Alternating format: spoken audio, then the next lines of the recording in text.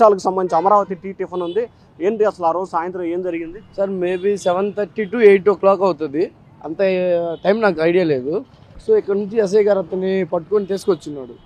Shirt మొత్తం మట్టి అంటుంది, మాస్క్ ఉంది, హెల్మెట్ ఉంది. సో అక్కడికి వచ్చున్నాడు. సో వాటర్ ఇవ్వరా బాబు అని నన్ను ఎస్ఐ గారు అడిగి ఉన్నాడు. సరే వాటర్ ఇచ్చినాను, మొహం కడుక్కున్నాడు.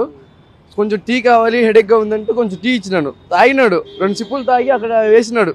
బాగా నీరసంగా ఉన్నాడు అనమాట. సరే ఎస్ఐ గారు పట్టుకుని ఇలా వచ్చాడు అనమాట. ఇలా నడుచుకుంటూ వస్తుంటే నేను కూడా వచ్చాను సారమ్మటి. అరే అతను బండి బాగలేదంటే నేను ఒక తాడు తీసుకొచ్చి అతని హెల్మెట్ కట్టాను. పగిలింది డోమ్, మొత్తం లైట్ డోమ్ పగిలింది. కడితే అవ్వలేదు.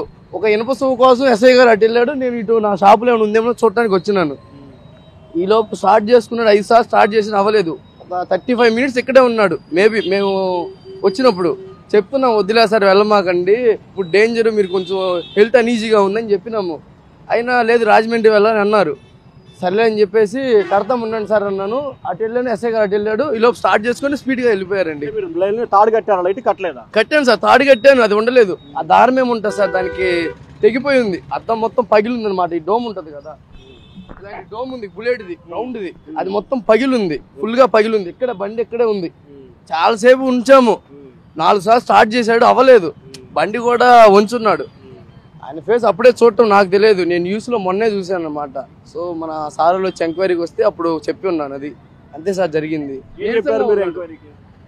సార్ ఇక్కడ అడిగారు సార్, ఇక్కడ ఎంక్వైరీకి అడిగారు సార్ వాళ్ళు వచ్చి, ఏం జరిగింది, సిచ్యువేషన్ మొత్తం ఇలా జరిగిందని చెప్పాను. సీసీ కెమెరా చూడండి సార్ అంటే అతన్ని నడుచుకుంటూ తీసుకురావటం అన్నీ చూశారు. జరిగింది ఇదే సార్, 8:30, 8 లోపు అంతే అవుతుంది సార్ టైము. అంటే మీరు అతను ఎవరు ఏడింటి అడిగారు? మేము అడగలేదు. ఎంహెచ్ అదే వేరే స్టేట్కి సంబంధించినట్టు ఉంది. అతను ఏంది ఫుల్గా బుల్లెట్ మీద ఉన్నారు, రిచ్గా ఉన్నారు. సార్ రూమ్ తీసుకోండి, నా బండి ఇక్కడ పెట్టుకోండి సార్, మీరు ఇప్పుడు వెళ్ళలేరు సార్ అని చెప్పాము. ఎస్ఐ గారు నేను చెప్పాము, ఇద్దరం చెప్పాము. అయినా వెళ్ళాలి సార్ ఇవ్వాలని చెప్పేసి అన్నారు. సరేలే సార్ మీ ఇష్టం, మేము ఇంకేం చెప్పలేమని చెప్పేసి ఎస్ఐ గారు మీ ఇద్దరు మాట్లాడాము. ఇంకంతే సార్ వెళ్ళిపోయారు. స్పీడ్గా వెళ్ళిపోయారు, చాలా స్పీడ్గా వెళ్ళిపోయారు. ఇలా వెళ్ళిపోయారు, ఇలా రౌండ్ తీసుకుని వెళ్ళిపోయారు. ఒక 4 hours 3 hours ఉన్నాడు సార్. అక్కడ 2 hours పడుకున్నారు.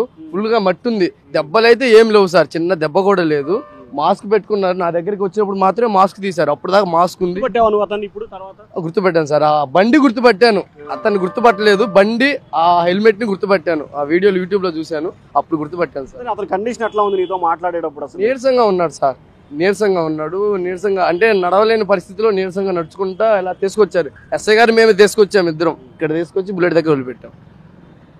సో ఇది అక్కడ సీసీ కెమెరాలు కూడా ఉన్నాయి. ఈ సీసీ కెమెరాలు వీటన్నిటికి సంబంధించి సో మొత్తం మీద చూసుకుంటే ఈ సీసీ కెమెరాలని బేస్ చేసుకొని మొత్తం మీద ఏదైతే పాస్టర్ ప్రవీణ్కి సంబంధించిన ఆయన జరిగిన ప్రమాదానికి సంబంధించి రకరకాల అభిప్రాయాలు, రకరకాల విషయాలు వ్యక్తమవుతున్న పరిస్థితి కనిపిస్తూ ఉంది.